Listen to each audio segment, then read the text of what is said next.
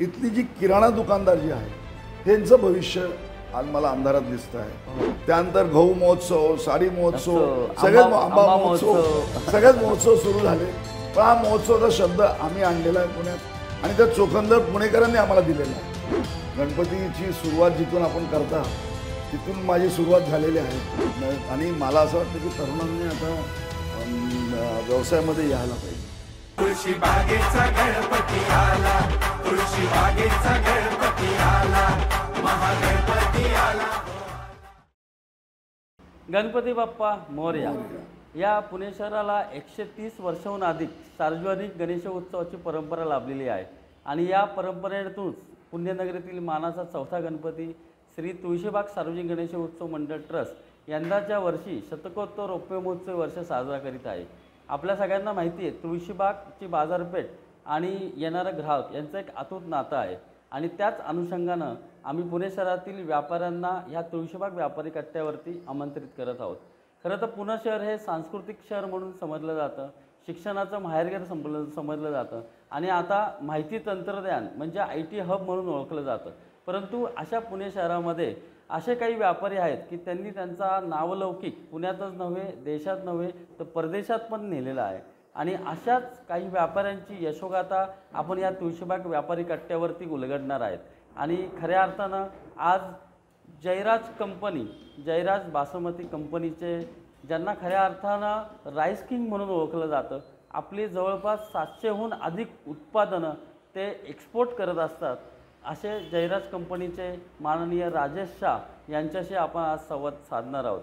नमस्कार राजेशजी। नमस्कार। तुळशीबाग व्यापारी कट्ट्यावरती आपलं सहर्ष स्वागत। नमस्कार। यावर्षी पुण्यातील आपला मानाचा चौथा गणपती शतकोत्तर रौप्य महोत्सव वर्ष साजरा करीत आहे आणि त्या अनुषंगाने आपल्यासारख्या यशस्वी व्यापाऱ्यांची यशोगाथा या सर्व पुण्यातल्याच नव्हे तर देशापरिसरातल्या लोकांना समजावी म्हणून हा ऑनलाईन कट्टा आपण सुरू करत आहोत। या कट्ट्यामध्ये परत एकदा आपलं स्वागत। यावर्षी शतकोत्तर रौप्य महोत्सव वर्ष आपण साजरा करणार आहात, चौथा मानाचा गणपती आहे, त्या सगळ्यांना आपल्याला सगळ्यांना शुभेच्छा देतो। खरं तर तांदूळ किंवा बासमती राईस किंवा आपण ज्याला बोली भाषेत भात म्हणू, हा सर्वसामान्यांच्या रोजच्या जेवणामध्ये असतो आणि ज्यावेळेस तो येतो तर त्यावेळेस पहिली आठवण निघते ते जयराज बासमतीची। म्हणजे ह्या व्यवसायाची सुरुवात कशी झाली? तसं 75 वर्ष झाले। सर्वात आनंदाची गोष्ट अशी आहे की ज्या तुळशीबागेतून आपण सुरुवात झालेली आहे, म्हणजे मला आज असं वाटतं की मी माझ्या घरी आलेलो आहे। वा। कारण जन्म तुळशीबागेत मंडईमध्ये शुक्रवार पेठेतच सगळे मोठेपणा म्हणजे बालपण जो झाला सगळं मोठे होईस्तोवर शुक्रवार पेठेत, त्यामुळे ह्या आनंद जो आहे आज तो खरंच मी घरी आल्यासारखा आहे। वडिलांनी तांदळाचा व्यवसाय 1948 साली सुरू केला आणि हा आपल्या मंडईतच मणिलाल कचरादास म्हणून एक दुकान किराणाचं होतं, तिथून ती सुरुवात। त्यांचे आजोबा कचरादास त्यांनी वडिलांना पुण्यात आणलं होतं। वडील 3 वर्षाचे असताना त्यांचे वडील दयाबाई शाह त्यांचं निधन झालं, त्यामुळे गुजरातहून त्यांना इथं आणलं होतं आणि वडिलांना आमचे जे आजोबा होते मणिलाल, जे मणिलाल कचराचं दुकान ते मणिलाल त्यांनी मोठं केलं आणि तिथंच त्यांनी व्यवसायाची सुरुवात केली। 1948 साली तांदळाच्या व्यवसायाची सुरुवात झाली।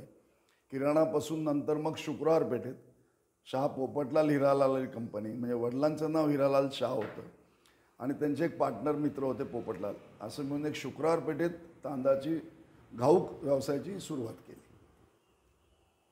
जवळजवळ बराच काळ लोटला आणि ह्यामध्ये अत्यंत जो व्यवसाय तुम्ही वडिलांनी सुरू केला त्या व्यवसायाला तुम्ही पुण्यात नाही तर पुण्याच्या बाहेर म्हणजे परदेशात पण नेला।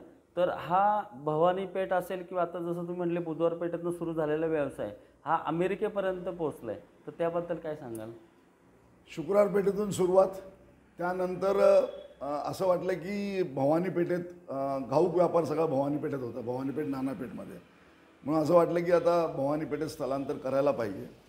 1971 साली भवानी पेठेत स्थलांतर केलं आणि तेव्हा जयराज आणि कंपनीची स्थापना झाली। म्हणजे जय म्हणजे माझा एक लहान भाऊ, आम्ही 2 भाऊ आहोत, तो जयंत आहे आणि मी राजेश आहे म्हणून वडिलांनी ते दोघांचं नाव एकत्र करून वा जयराज आणि कंपनीची 1971 साली भवानी पेठेत सुरुवात केली. त्यानंतर 73 साली माझं कॉलेज शाळा पूर्ण झाली. शाळा पूर्ण केल्यानंतर मी फर्ग्युसन कॉलेजमध्ये सायन्स घेतलं. डॉक्टर व्हायचं होतं कारण का तेव्हा 2च पर्याय होते. वडिलांकडे जर हुशार मुलगा असेल तर एक तर डॉक्टर व्हा नाही तर इंजिनियर व्हा. बरोबर. म्हणून मी फर्ग्युसन कॉलेजमध्ये ॲडमिशन घेतलं.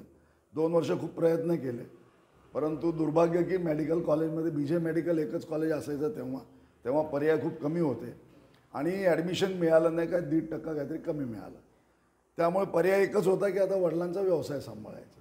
म्हणून 1975 साली भवानी पेठेत मी सुरुवात केली आणि भवानी पेठेत तांदळाचा व्यवसाय होता.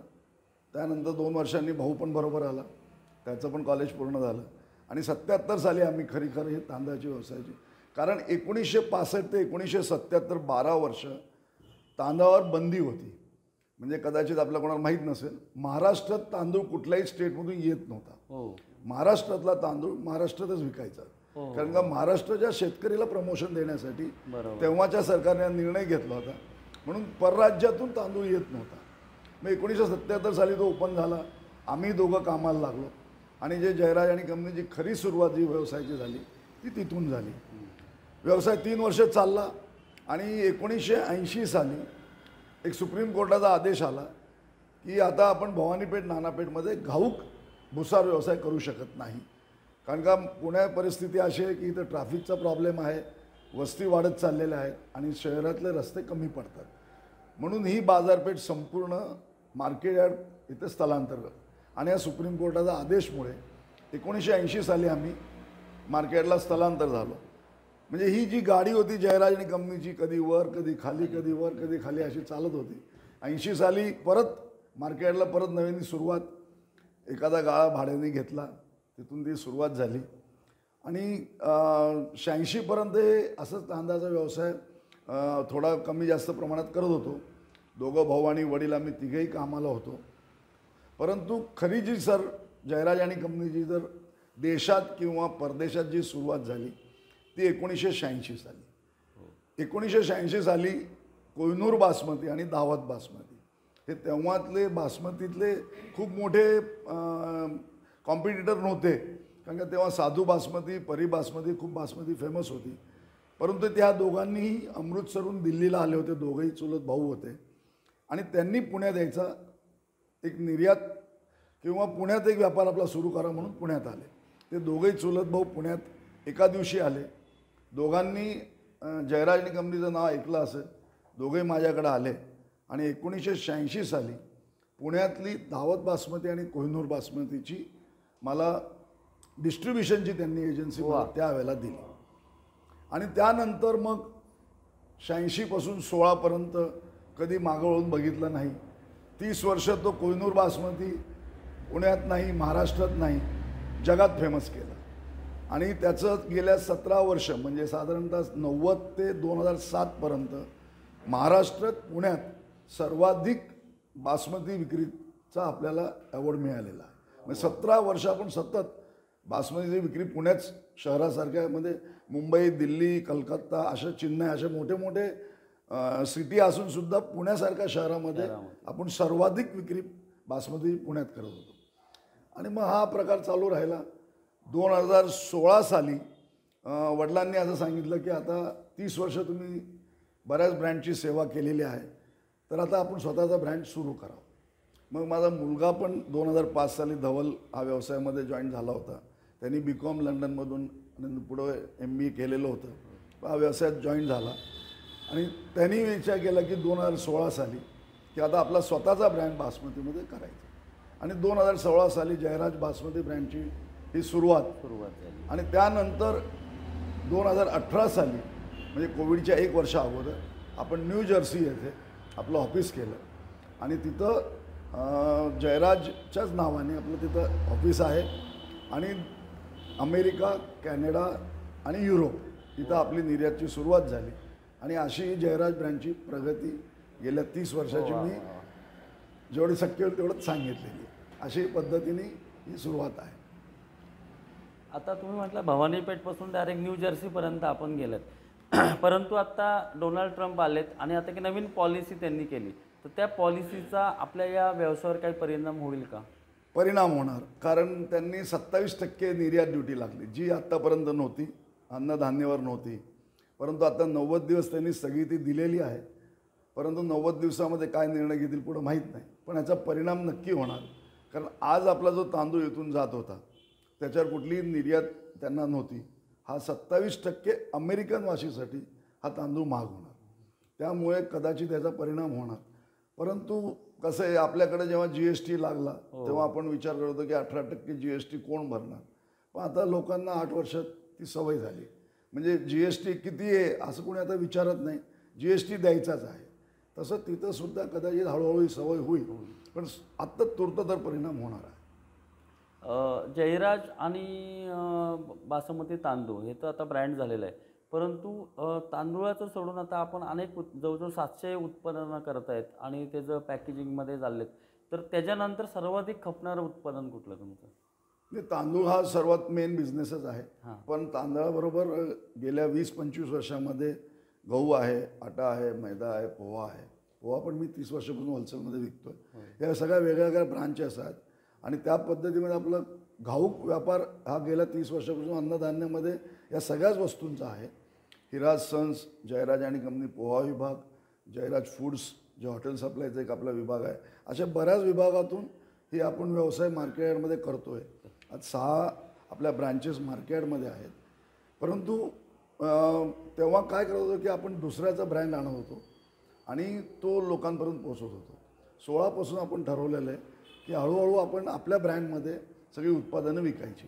त्यामुळे आता भिलारवाडीला आपला एक फॅक्टरी आहे, तिथं आपण आपलं पॅकेजिंग करतो आणि आता साधारणतः 250 ते 300 ब्रँड आपले जयराजमध्ये ऑलरेडी आपण सुरू केलेले आहेत आणि त्याच्यामध्ये 200 ग्रामपासून 10 किलोपर्यंत हे पॅकिंग जयराज ब्रँडमध्ये आपण करतो आणि अशा मिळून 700 ही उत्पादनं आपण लोकांपर्यंत पोचवलेली आहेत.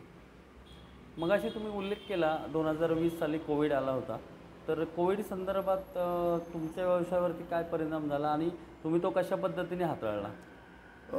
मला असं वाटतं की कोविड हे सगळ्यांसाठीच दुर्दैवी घटना होती, परंतु अन्नधान्यावर याचा परिणाम नाही झाला. कारण कोविड असून सुद्धा आम्ही एकही दिवस ऑफिस बंद किंवा दुकान बंद नाही ठेवू शकतो.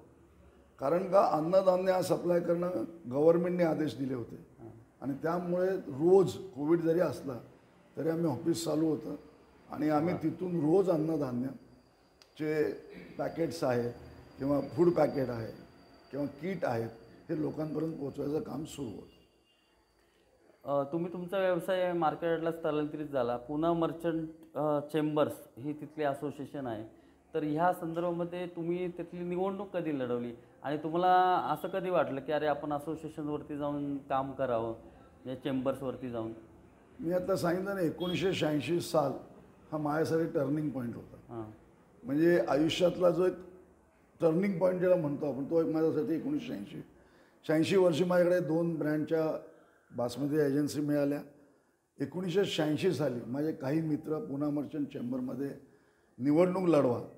कारण काय झालं की 1980 साली हा जो बाजार स्थलांतर झाला तेव्हा काही व्यापाऱ्यांचे सिनियर व्यापारी होते, त्यांचं असं म्हणणं होतं की तुम्ही कुठलेही गाळे मार्केटला घेऊ नका, आपण कधीच मार्केटला जाणार नाही.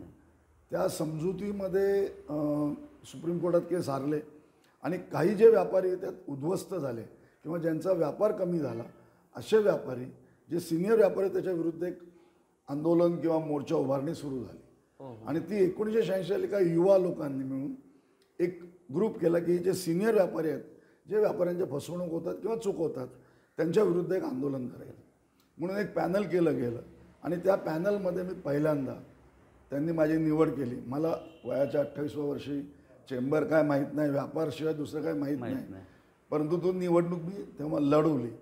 निवडणूक लढवला असतानासुद्धा पुणे मर्चंट चेंबर हा एक काही ठराविक समाजाचा एक व्यापारी आहे. म्हणजे त्यावेळेला जसं आमच्याकडे स्थानकवासी एक मारवाडी वर्ग आहे, ते 80% ती लोक होते. मी गुजराती, तेव्हा मला मतं मिळतील का हे मला माहीत नव्हतं. परंतु मित्र काय म्हणले निवडणूक लढवा, म्हणून मी 1986 साली ती निवडणूक लढवली. लोकांनी चांगलं सहकार्य केलं, मतदान दिलं 5व्या मतांनी निवडून आलो आणि तेव्हापासून समाजकार्य करायचे वेळ लागला. त्या पद्धतीने चेंबरची मी निवडणूक 86 साली लढवली. चेंबरच्या सुवर्ण वर्षात पण आपण सर्वात तरुण अध्यक्ष म्हणून निवडून आलात. हो, आजपर्यंत माझ्या नावावरच आहे.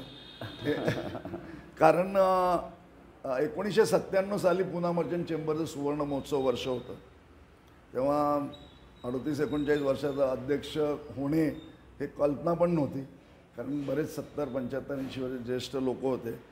परंतु सगळ्यांनी मिळून ठरवलं मी 86 पासून 97 पर्यंत जे काही चेंबरची काम केली होती किंवा जे व्यापाऱ्यांसाठी केलं होतं ते सगळ्यांनी मिळून निवड केली आणि अध्यक्ष म्हणून सुवर्ण महोत्सव वर्षी पुणा मर्चंट चेंबरचे मी अध्यक्ष म्हणून कारकिर्दी 97 ते 99 2 वर्षासाठी अध्यक्ष होतो.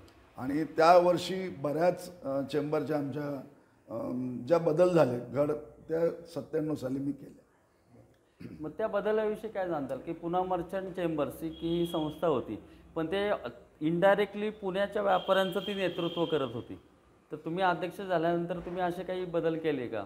हो, एक तर सर्वप्रथम त्यावेळेला आम्ही आदर्श व्यापारी पुरस्कार सुरू केले 97 साली. म्हणजे तेव्हा पुण्यातले एक व्यापारी आणि चेंबरचे एक व्यापारी असे 2 व्यापाऱ्यांना पुरस्कार सुरू केले. ते आज तगायत चालू आहे. लाडू चिवडा एक उपक्रम आम्ही सुरू केला आहे जो आज तगायत चालू आहे. म्हणजे दिवाळीला आम्ही लाडू चिवडा बनवतो. 2 लाख किलोपर्यंत आम्ही पोचलो आहे. तेव्हा ती सुरुवात 5,000-10,000 किलोपासून होती. तो एक उपक्रम सुरू केला. आमच्याकडे जे हमाल कामगार आहेत, जे माथाडी बोर्डाचे मेंबर आहेत, त्यांच्या मुलांना 10वी आणि 12वीसाठी जर चांगले मार्क आले तर शिष्यवृत्ती देणे. त्यानंतर आमच्याकडे एक स्त्री कामगार आहे जे झाडू लोट जे करतात, त्या कामगारांच्यासाठी नवीन नवीन योजना सुरू केल्या. नंतर वाणिज्यविषयी आमचं एक मॅगझिन आहे, त्याला प्रमोशन केलं. अशा बऱ्याच गोष्टी मी 1997 साली सुरुवात केल्या. आणि ज्या सुवर्ण महोत्सव वर्षात ज्या सुरू आहेत त्या आज तगायत चेंबरमध्ये आज पण चालू आहे आणि त्याच्यामध्ये सुधारणा झालेल्या आहे. आणि ती सुरुवात 97ची आहे. 97 आणि आता चेंबरचं नाव म्हणजे खूप देशामध्ये अग्रगण्य भागामध्ये केलं जातं. तुम्हाला चेंबरविषयी कुठल्या एका नेत्यांनी मदत केली का? म्हणजे तुमच्या अडचणी असतील, कारण आपण बघतोय की सरकारची धोरणं वेगवेगळी येत असतात, मग ते व्यापाऱ्यांना कधी कधी जाचक पण वाटतात. मग या संदर्भामध्ये तुम्हाला कधी आंदोलन करावं असं वाटलं का? समजुतीच्या माध्यमातून तुमचे मार्ग सुकर झाला? 2 गोष्टी मी सांगतो याला खास विशेष. म्हणजे मला चेंबरमध्ये आणणारे आता माझे मित्र नाही आहेत. स्वर्गीय मदनलालजी नहार त्यांनी मला चेंबरमध्ये 86ला इलेक्शन लढायला सांगितली. 97ला अध्यक्षपद त्यांनीच मला दिलं आणि 30 वर्ष सतत त्यांचं मला मार्गदर्शन, चेंबरमध्ये व्यापाऱ्यांनी कसं काम करायचं त्यांचं मार्गदर्शन मला होतं. ते 93 ते 95 ते अध्यक्ष होते. हे झालं व्यापारी नेतृत्व माझ्या मागं. आणि जर राजकीय नेतृत्व म्हणलं तर मी आज माननीय शरद पवार साहेबांना, म्हणजे आज मला वाटतं महाराष्ट्रात बरेच नेते आलेले आहेत, परंतु माननीय शरद पवार साहेब सारखे नेते आम्ही आयुष्यात कधी बघितलेले नाही. आणि गेल्या 35-40 वर्षामध्ये चेंबरमध्ये काही अडचण आली व्यापाऱ्यांना, कुठले नियम आले, कुठले नवीन कायदे आले, तर मार्ग एकच बारामती हॉस्टेल. म्हणजे आम्ही कधी दुसरीकडे कुठे गेलो नाही, पवार साहेबांकडे जायचो. मग ते राजकीय पातळीवर असेल किंवा देश पातळीवर असेल, कुठलेही नियम असेल त्यांच्याकडे लगेच तो उत्तर होतं.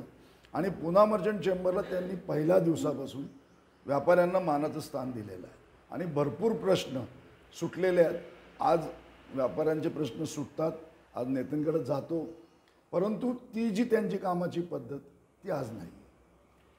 तुम्ही पुणा मर्चंट चेंबर्सला अध्यक्ष म्हणून काम केलं, व्यापाऱ्यांचे प्रश्न सोडवण्यासाठी मदत केली, परंतु एक सामाजिक बांधिलकी म्हणून तुम्ही विविध संस्थेवरती पण काम करताय.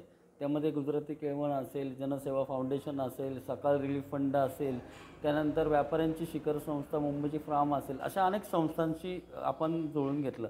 तर हे सगळं आपला व्यवसाय सांभाळून एवढ्या सगळ्या संस्थेवरती HY देसाई कॉलेज असेल किंवा देसाई नेत्र रुग्णालय असेल, तर हे सगळं कसं काय तुम्ही मॅनेज करता? 1986 जसं मी सांगितलं एक टर्निंग पॉईंट होता, तसा आयुष्यातला दुसरा टर्निंग पॉईंट 2016ला अचानक वडिलांना रक्ताचा कॅन्सर झाला आणि त्यांचं निधन झालं. म्हणजे आम्ही ब्रँड सुरू करायला, जाहिरात ब्रँड, त्यांची जी इच्छा होती ती सुरू झाली. त्यांनी बघितला तो आणि त्यांचं लगेच अचानक ब्लड कॅन्सरने त्यांचं निधन झालं. त्या बऱ्याच संस्था जे जोडलेले होते, या जेवढ्या संस्था आपण आता सांगितल्या ते वडील जोडलेले होते. मी व्यवसायामध्ये होतो आणि अचानक त्यांचं निधन झाल्यामुळे त्यातल्या संस्थेचे जे कोणी पदाधिकारी होते ते सगळे माझ्यापर्यंत पोचले आणि वडील आहेत, आता तुम्हाला यायलाच पाहिजे.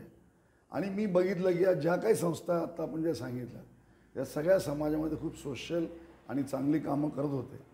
म्हणून मी 16ला व्यवसायातून थोडं कमी करून या सगळ्या संस्थांशी जोडलो गेलो आणि आज 16पासून 24पर्यंत किंवा 25पर्यंत बऱ्याच संस्थांवर काम केल्यामुळे काही ठिकाणी चेअरमॅन आहे, काही ठिकाणी मॅनेजिंग ट्रस्टी आहे, काही ठिकाणी ट्रेझरर आहे. परंतु हे सगळं त्या लोकांनी मला दिलेलं आहे. मी माझं कुठलीही वस्तू अशी अभिमानाने सांगत नाही.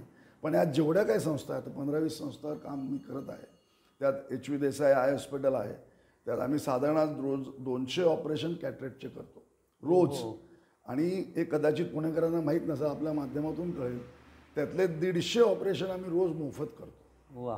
म्हणजे आज आम्हीपर्यंत म्हणजे सांगायला 2000 साली हॉस्पिटलचं ओपनिंग झालं आहे. 25 वर्षापर्यंत मी 7 लाख ऑपरेशन पुणे शहरांचे कॅटरेक्टचे केलेले आहेत. त्यात 4.5 लाख ऑपरेशन मोफत केले. आणि आमचे 46 विजन सेंटर आहेत. त्या विजन सेंटर माध्यमातून आम्ही आज पेशंट आमच्याकडे आम्ही घेऊन जातो. महाराष्ट्रातून आता आम्ही सेवा ठेवलेली आहे. कुठल्याही शहरातून कोणीही डोळ्यासाठी आजार असेल तर शिबिर घेतो, तिथं आम्ही पेशंटला आणतो, त्यांचे मोफत ऑपरेशन्स करतो आणि परत त्यांच्या गावी दुसऱ्या दिवशी सोडतो. राहण्याची जेवणाची संपूर्ण सोय ही हॉस्पिटलच्या माध्यमातून केली जाते.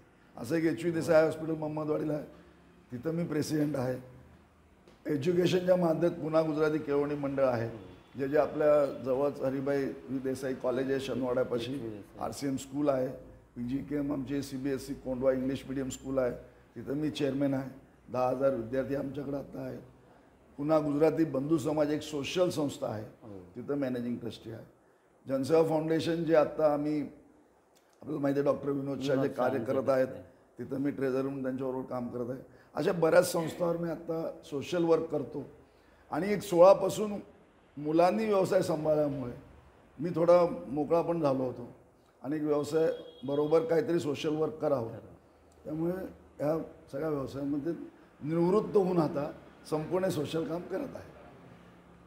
नाही, आता तेच की तुम्ही म्हटले की मुलांनी म्हणजे एक्झॅक्ट काय म्हणजे कुटुंबाची आपल्या या सगळ्या व्यवसायाचा एवढा आवाका बघता आपल्या कुटुंबाची किती मदत होती त्यामध्ये? संपूर्ण कुटुंबाची मदत असं आहे की बंधू 2000 साली कन्स्ट्रक्शन लाईनमध्ये त्यांनी नवीन सुरू केलं, जयराज डेव्हलपर्सच्या नावानेच, सेम नावाने. त्यामुळे तो त्या व्यवसायात असल्यामुळे त्याचा एक सपोर्ट होता. जो व्यवसाय आत्ता आपला आहे जयराज ग्रुपचा, ज्याच्या अंडर 10 आत्ता मी माझ्या कंपनीज आहेत, लिमिटेड कंपनी काय आहे, ह्या सगळ्या कंपनीमध्ये मुलांनी सांभाळल्यामुळे. आणि सर्वात महत्त्वाचं म्हणजे आपल्याला नितीन भाऊ माहिती आहे, जेव्हा सोशल वर्क करायचं असेल तेव्हा घरच्या लोकांचं जर सहकार्य नसेल तर होऊ शकत नाही.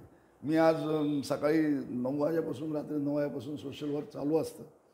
पुणे हॉस्पिटल एक आहे आमचं, मी पुणे हॉस्पिटलवर पण ट्रस्टी आहे. पुणे हॉस्पिटलमध्ये सुद्धा बरीच सोशल कामं होतात. सध्या आपण बघतो की सोशल मीडियाचा खूप वापर झाला. म्हणजे तुम्ही ज्यावेळी व्यवसाय केला त्यावेळी सोशल मीडियाचं काहीच नव्हतं आणि आता खूप वाढलं. तर त्याबद्दल तुम्हाला काय वाटतं? नाही, युवा पिढी आहे, सोशल मीडियाशिवाय पर्याय नाही. आणि आज कसं झालं की प्रत्येकाला मी जेव्हा सुरुवात केली तेव्हा आम्हाला माहिती आहे की आम्ही ग्राहकांना पोत्यातून बंबे मारून म्हणजे बंबा म्हणजे ते दाखवून नमुना काढून ग्राहक दाखवायचा, ग्राहक बघायचा आणि तो चॉईस करायचा. 4 वस्तू दाखवल्यावर की मी कुठला घ्यायचा आणि तो सिलेक्ट करायचा. परिस्थिती बदलत गेली. 100 किलोची पोते आमच्याकडे येत होती, आता 1 किलोचं पॅकिंग, अर्धा किलोचं पॅकिंग झालेलं आहे. आज लोकांना घरी मोबाईलवर नुसतं लिंक करायची, काय हवं आहे ते मागायचं आणि ती आता एक सिस्टीम बदलते. आता आपण काही करू शकत नाही, काळाप्रमाणे बदलत होत चाललं लागतं. आणि त्यामुळे एक नुकसान खूप झालं. पण इथली जी किराणा दुकानदार जी आहे, जी साधारणतः लाख किराणा दुकानदार पुणे शहरामध्ये आहे, पुणे आणि पिंपरी चिंचवड परिसरामध्ये, ह्यांचं भविष्य आज मला अंधारात दिसतं आहे. कारण ग्राहक तिथपर्यंत जातच नाही. प्रत्येकजण घरी बसून ऑनलाईन घ्यायला लागलेत. पण ही काळाची गरज आहे, लोकांनी एक्सेप्ट केलेली आहे. त्या मीडियामध्ये आम्ही सुद्धा गेलेलो आहोत, कारण जरुरी आहे. आज आमचे सगळे ब्रँड ऑनलाईन अवेलेबल आहेत, सगळे ब्रँड. येस, आपण आता मगाशी उल्लेख केला की ग्राहक घेऊन पहिले माल बघायचा. तर पुणेकर हे चोखंदळ ग्राहक म्हणून ओळखले जातात. तर तुम्ही रिटेल आणि होलसेल दोन्ही व्यवसायामध्ये व्यवसाय केला आहे. तर ह्या पुणेकरांनी कधी आपल्याला काही सजेशन दिली का, काही सूचना केल्या का व्यवसायाबद्दल, मी किंवा त्यांचा अनुभव काय वाटतो? पुणेकर चोखंदळ आता मी खूप चांगलं सांगितलं, ही वस्तुस्थिती आहे.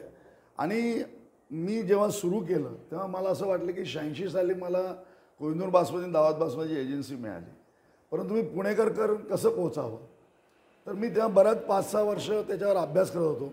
नंतर 1991 साली मला एक कल्पना आली की आज पुणेकरांचा विश्वास किराणा दुकानमध्ये ग्राहकपेठ जेवढा जिथं आहे तिथं कुठं नाही आहे. म्हणून मी ग्राहकपेठचे कार्यकारी संचालक सूर्यकांत पाठक यांना भेटलो. बरं, तिथं पोचणं अवघड होतं, त्यांना भेटणे अवघड होतं, कारण हे सगळे RSSचे रक्तात आहे त्यांच्या, त्यामुळे कोणाला जवळ येऊन देत नव्हते. परंतु मी त्यांच्याबरोबर पोचलो आणि 1991 साली त्यांना मी समजून सांगितलं की हा माझा ब्रँड आहे. त्यांनी सगळी तपासणी केली, खरं आहे, किती आहे, कसं आहे. त्या 86पासून 91पर्यंत माझे सोशल काय वर्क म्हणजे जे काय बघितलं चेंबरचे, त्यामुळे त्यांनी मला एंट्री दिली. आणि मी 1991 साली ग्राहकपेठ येथे आम्ही दोघांनी मिळून म्हणजे जयराजचे संपूर्ण सर्व ब्रँड म्हणजे कोहिनूर, दावत, बाकी सगळे ब्रँड, गव्हाचे वगैरे, आणि ग्राहकपेठची जागा, तिथं आम्ही तांदूळ महोत्सवची एक सुरुवात केली.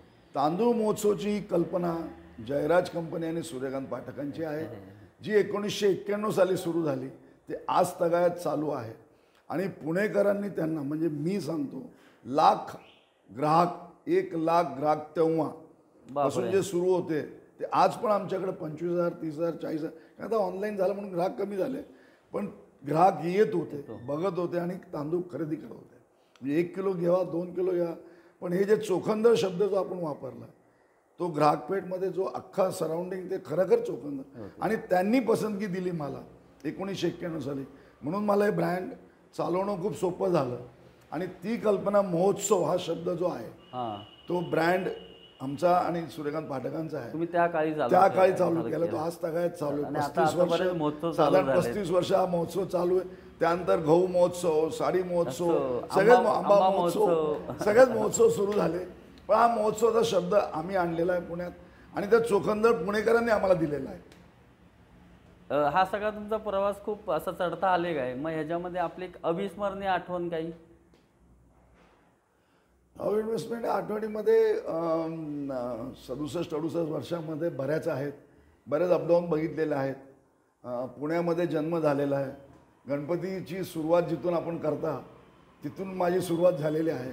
म्हणजे मानाचे गणपतीची तर आरती होती पहिली, त्याच्यावरतीच राहायला होतो शर्मा बिल्डिंगमध्ये. त्यामुळे पुणेकरांनी भरपूर दिलेलं आहे, आणि पुणेकरांनी जे काय दिलेलं आहे हे आज एवढ्या वर्ष, त्यामुळे मी अशा आठवणी भरपूर आहेत. सतीश देसाईच्या शेजारी राहिला होतो, म्हणजे बऱ्याच तेव्हापासून सोशलवर जे म्हणतो एकच भिंत होती ना तुमची, भिंतच होती मध्ये, भिंतीलाही मध्ये दरवाजा कॉमन होता. अशा बऱ्याच गोष्टी आहेत, आणि पुणेकरांनी खूप दिलेलं आहे, भरभरून दिलेलं आहे. त्याचपर्यंत त्यांना परत फेडायचा जेवढं जमेल तेवढा प्रयत्न करत आहे. आपल्या या सगळ्या व्यवसायात आपल्याला असं कोण स्पर्धक वाटतं का, म्हणजे कॉम्पिटिटर? प्रत्येक व्यवसायामध्ये आहे, प्रत्येक व्यवसायामध्ये आहे. तांदळाचं मी जेव्हा सुरू केलं, मी आत्ता म्हटलं त्याप्रमाणे, कोहिनूर आणि दावत बासमती शून्य होतं, मार्केटमध्ये कोणाला माहीत नव्हतं. तेव्हा साधू आणि परी असे ब्रँड, लाल किल्ला ब्रँड हे फेमस होते. त्यानंतर आज ते 30 वर्षात एवढे फेमस झालेत, जगात नंबर 1चे ब्रँड झालेले आहेत. आज मला ते स्पर्धक आहेत, माझ्या जयराज बासमती ब्रँडला ते स्पर्धक आहे. प्रत्येक व्यवसायामध्ये स्पर्धक आहे, पण स्पर्धकाला न घाबरता आपण आपल्या ब्रँडवर किती व्यवसायात पूर्णपणे आपण जर कंट्रोल ठेवला तर स्पर्धकाविषयी मला वाटत नाही, कारण तेवढे वापरणारे लोक पण आहेत. तुम्ही जेवढं मॅन्युफॅक्चर करणार आहात तेवढं तुमचं ते खपणार आहे. त्यामुळे स्पर्धक हा शब्द मला म्हणजे आयुष्यात प्रत्येकाला स्पर्धक आहे. तुळशीबाग गणपतीला दगडूशेठ गणपती स्पर्धक आहेत, परंतु आपला गणपती आपला आहे, तशा पद्धतीने आहे. आपलाच व्यवसाय आपण कसा वाढवायचा लक्षात आपण आपले स्पर्धक व्हायचे. खरं तर आता मगाशी आपण सांगितलं, आता बऱ्याचशा स्टार्टअपच्या योजना येत आहेत आणि नवीन नवीन तरुण ह्या व्यवसायामध्ये येत आहेत, तर त्यांना आपण काय मार्गदर्शन करू शकाल? नाही, व्यवसाय कुठलाही वाईट नाही, आणि मला असं वाटतं की तरुणांनी आता व्यवसायामध्ये यायला पाहिजे. व्यवसायाची पद्धती बदललेल्या आहेत. व्यवसायाबरोबर जॉबसुद्धा काही ठिकाणी तरुणांना आवडतात. म्हणजे आज चॉईस त्यांनी ही ठेवलेली की जॉब करून टाकायचा, 6 तास जॉब करायचा आणि बाकीचा दिवस विश्रांती करायची. नो डाऊट व्यवसायामध्ये थोडी मेहनत जास्त आहे, परंतु मी तरुणांना सल्ला देईल, व्यवसाय पण वाईट नाही, व्यवसाय करायला काही अडचण नाही. आणि काळाप्रमाणे जर आपण बदलत गेलो, गरजेनुसार लोकांना देत गेलो, तर व्यवसाय बिलकुल होईल.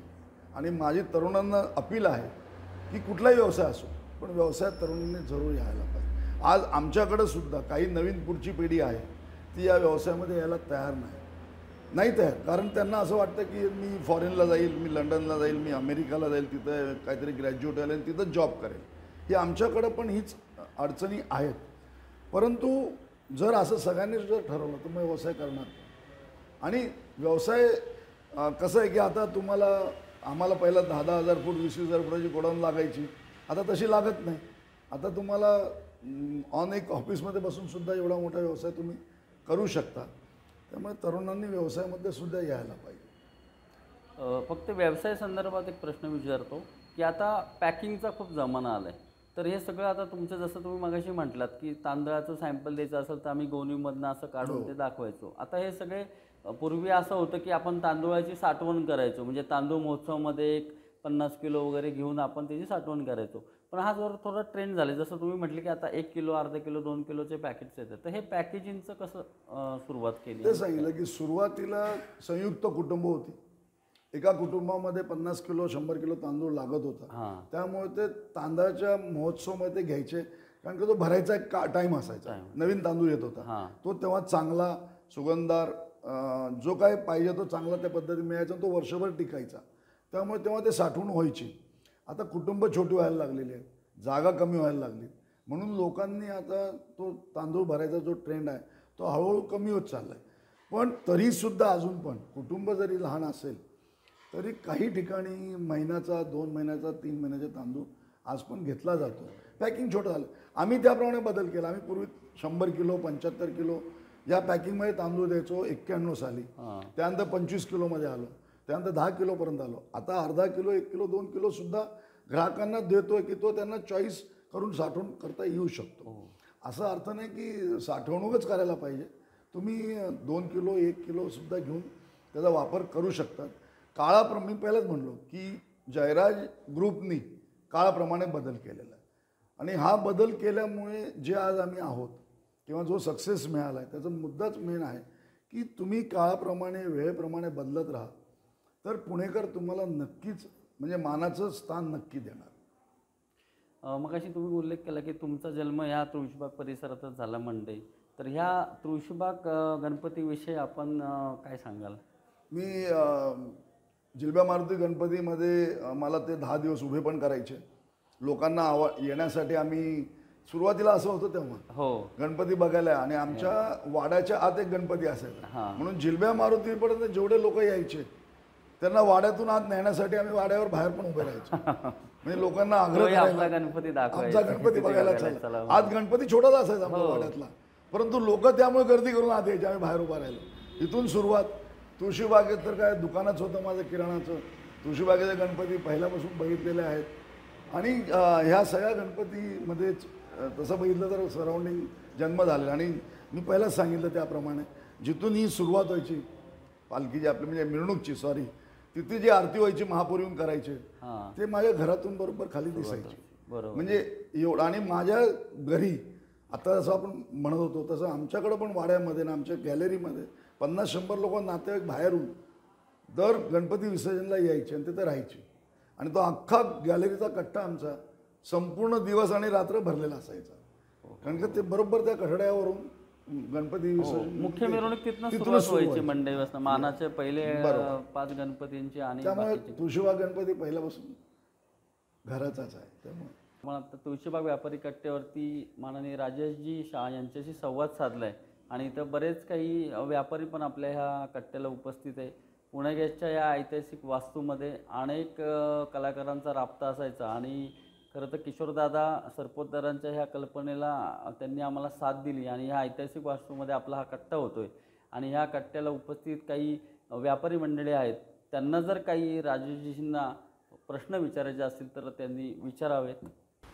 तुळशीबाग सार्वजनिक गणेशोत्सवाच्या वतीनं एक नवा पायंडा पुणे शहरात पाडण्याचा त्यांचा प्रयत्न आहे. आणि खरं म्हणजे तुळशीबाग असेल, मंडई असेल, दगडूशेठ असेल, बाबून असेल, हा सगळा परिसर हा पुण्याचा आत्मा म्हणून ज्याला ओळखला जातो तो हा परिसर आहे. आणि त्याच्यातलं तुळशीबाग गणेशोत्सव हा अतिशय मोठा आहे. शतकोत्तर रौप्य महोत्सवाकडे वाटचाल करत असताना त्यांनी जो नवीन प्रथा पाडण्याचा प्रयत्न केला की जे समाजामध्ये व्यवसायाच्या निमित्तानं जे काही काम करू पाहत होते आज करतायत, आणि ज्यांच्यामुळं पुणे शहरामध्ये एक नवा आयाम मिळाला, नवीन काही एक दिशा मिळाली, त्या व्यक्तीला बोलून त्याला बोलतं करण्याचं काम मी सगळ्या सहकाऱ्यांचं मनापासून अभिनंदन करेन. आणि राजेश भाई आज या ठिकाणी आलेत. खरं म्हणजे राजेश शहा हे पुण्यातल्या कदाचित एखादी संस्था माझ्याकडे राहिली असेल की ज्याच्यामध्ये राजेश शहा नाही आहेत. जे पुण्यातल्या कुठल्याही मोठ्या संस्था बघा त्या प्रत्येक संस्थेमध्ये राजेश शहा हे महत्त्वाच्या पदावरती आहेत. आणि जेव्हा म्हणजे आमचं सकाळ असेल, पुन्हा गुजराती कळवणी समाज असेल, पुन्हा हॉस्पिटल असेल, किंवा विनोद शांतचं जनसेवा असेल, अनेक संस्था आहेत. त्याच्या मागचं कारण असं असावं की राजेशभाई शर्मा स्वीट मार्टच्या त्या छोट्या चाळीमध्ये लहानाचं मोठं झाल्यानंतर त्या चाळीमधला हा गुण आहे म्हणायचं का वडिलांचा आशीर्वाद आहे म्हणायचं का सहकाऱ्यांचं मदत म्हणायची, नेमकं काय सांगता येईल? डॉक्टर, माझं असं मत आहे की आज आपण जो माझा उल्लेख केला आहे हा आपला मोठेपणा आहे. सामाजिक काम करणं हा कदाचित रक्तातच असेल, वडिलांपासून आलेला आहे. आणि वडीलसुद्धा आपण सांगितलं त्याप्रमाणे शर्मा बिल्डिंगच्या चाळीमध्येच होते. जन्म माझा शर्मा बिल्डिंगमध्येच झालेला आहे, त्यामुळे जन्मापासूनच कदाचित रक्तात असेल. पण त्याची योग्य वेळ ही वयाच्या 28व्या वर्षी आली असेल. पहिली पुणा मर्चंट चेंबरची निवडणूक लढली आणि तेव्हापासून काहीतरी सोशल काम करावं, लोकांसाठी आपण काहीतरी द्यायला पाहिजे किंवा करायला पाहिजे सामाजिक काम, तिथूनही सुरुवात झाली आहे. पण एक गोष्ट पक्की आहे डॉक्टर, की तुम्ही कितीही जर सोशल करायचं ठरवलं जरी तर तुम्हाला जिथपर्यंत संस्था तुम्हाला किंवा पुणेकर जिथपर्यंत तुम्हाला संधी देत नाही तिथपर्यंत तुमची कुठेही किंमत होत नाही. ह्या गोष्टी पक्की आहे आणि पुणेकर हे पक्के असतात, त्याच्याबद्दल काय वाद नाही. आणि ह्या गोष्टी मी समजलेलो आहे की जिथपर्यंत आपण काही देत नाही तिथपर्यंत पुणेकर तुम्हाला स्वीकारत नाही. आणि मी ह्या रक्तातून शिकलेलो आहे, वडिलांच्यापासून हे माझ्या रक्तात आलेलं आहे. आपणही माझ्या शेजारी होता, आपण मला मोठे केलेले, आपण बघितलेले मोठे होताना. या सगळ्या गोष्टी सोशल वर्क करत असताना सुरुवातीपासूनच असेल असं मी समजतो. राजेश शहा आणि जयंत शहा म्हणजे अमित शहा आणि जय शहा ही नावं देशात माहिती आहेत लोकांना. पुण्यामध्ये महाराष्ट्रामध्ये लोकांना राजेश शहा आणि जयंत शहा ही दोन नावं माहिती आहेत. राजेश शहा फोकसमध्ये आहेत आणि जयंत शहा पडद्याच्या मागे आहेत. नेमकं काय कारण असावं? नाही, त्याचं एक कारण असेल. मी RCM गुजराती स्कूलमध्ये शिकलो, तो नूतन मराठी विद्यालयामध्ये शिकला. हा एक सुरुवातीला फरक असेल एक, कारण का तेव्हा नूतन मराठी विद्यालयामध्ये असं शिकवत होते की म्हणजे मी असं समजतो की खूप सोशल न करता आपण आपलं स्वतःचं बघावं असं नाही. आणि गुजरातीमध्ये आम्हाला पहिल्यापासून एक सोशल वर्क करा असं एक पायंडा एक. आणि दुसरी गोष्ट, प्रत्येक घरात म्हणजे मुलगा, तुम्ही जे आता अमित शहा आणि जयशाचं उदाहरण दिलं तर वडील आणि मुलगा आहे. मला वाटतं अमित शहाचे भाऊ कुठे पिक्चरमध्ये नसतील, आहेत का नाही हे पण माहीत नसेल आपल्याला. आणि एक आहे की त्याला तो हा सोशल तो पण करतो, नाही करत असं नाही, कारण का जयराज हे जे नाव आहे ते दोघांनी मिळून केलेलं आहे. पण तो जो सोशल वर्क करतो तो लोकांपर्यंत येत नाही किंवा सांगत नाही, आणि त्याची करायची एक वेगळी पद्धत आहे. आणि माझी सोशल वर्क करायची कामाची पद्धत जी वडिलांनी दिलेली ते मी करत आहे. सर, छोटासाच प्रश्न आहे माझा. तुम्ही म्हटलात की बाबांच्या हिशोबामध्ये तुमच्या की तुम्ही हुशार होतात, डॉक्टर किंवा इंजिनियर असं व्हायचं होतं. तर एकच कॉलेज होतं BJ मेडिकल, त्यात काय तुम्हाला म्हणजे संधी मिळाली नाही. समजा ह्या तुमच्या तांदूळाच्या विषयामध्ये तुम्ही एवढं घवघवीत यश मिळवलं, जर तुम्ही डॉक्टर झाला असतात तर काय केलं असतं? म्हणजे हा व्यवसाय हा तुमचा अगदी शिखरावर गेला, पण त्याच काळामध्ये जर तुम्ही डॉक्टर झाला असतात तर मग तुमची भूमिका आत्ताच्या ह्या व्यवसायाला लागून कशी काय केली असते?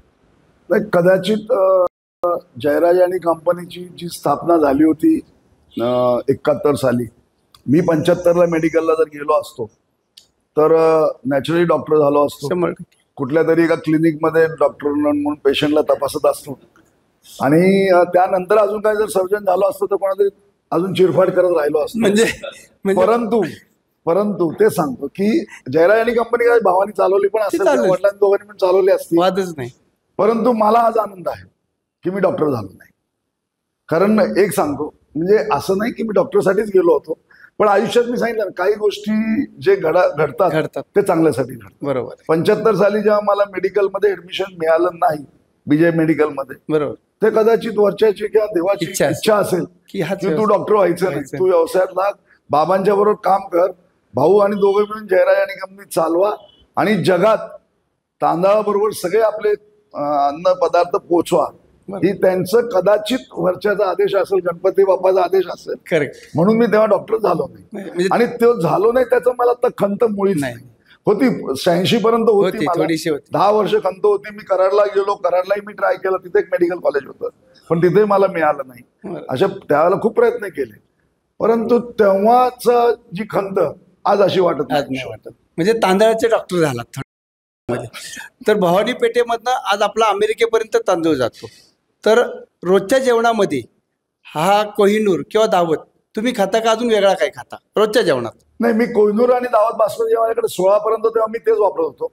आता 16 नंतर जेव्हा जयराज ब्रँड मी केलेला आहे, बरं मी हा ब्रँड सुरू करताना दोघांची परवानगी घेऊन, म्हणजे असं स्पर्धा आता जसं नितीन भाऊंच्या तशी मी केली नाही.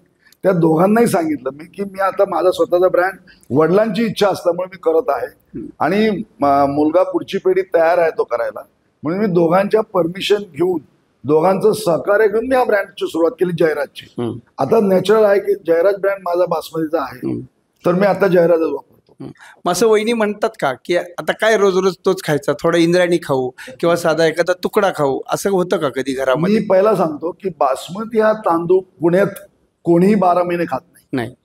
आम्ही सुद्धा म्हणजे ओकेजनली बासमती वापरला जातो, नाही तर आपल्याकडे सुद्धा आंबेमोर आणि इंद्रायणीच वापरला जातो. आज मी तुम्हाला सांगतो, मी आज जे निर्यात करतोय ती बासमतीची करत नाही. जयराज ब्रँडची बासमती आहे पण ते निर्यात होत नाही.